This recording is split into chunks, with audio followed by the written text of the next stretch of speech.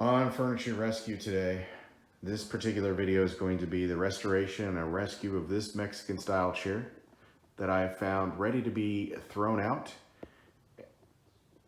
I also found this piece of lumber ready to be thrown out. I'm going to turn that into the seat for this chair.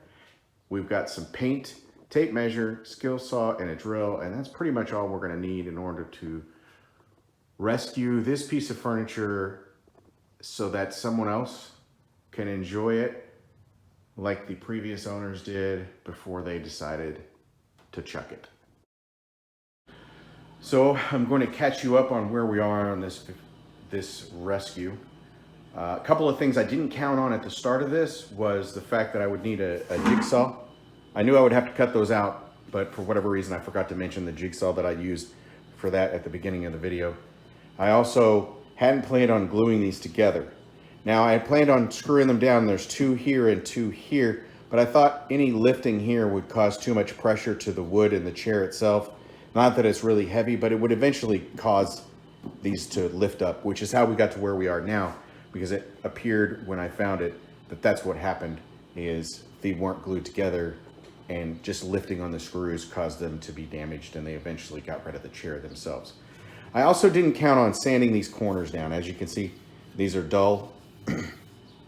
I hadn't planned on sanding them down, but once I looked at it, I decided to go ahead and sand them all down to make the corners and the wear on this look more like it matches the wear on this chair itself. That's where we are right now. So my next project, or my next steps, will be to glue this chair together and start painting the chair itself.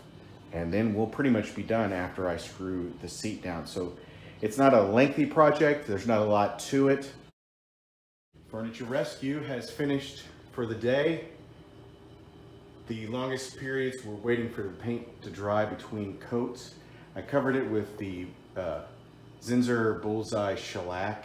It says there on the can that it dries in minutes, and it does dry in minutes.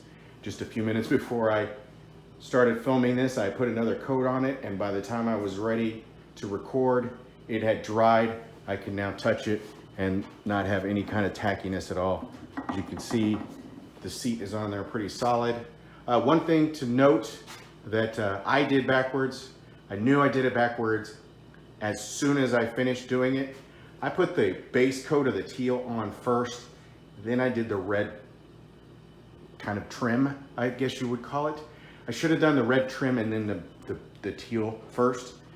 It would have been a lot simpler for me in protecting the teal from getting the red paint on it had I done it that way. Just a note for yourself. Plan out a little bit better than I did on your next painting project. Anyway, hope you enjoyed this, and if you have any comments, I would appreciate them down below. Also, please subscribe to my channel and check out my other videos. Have a good night.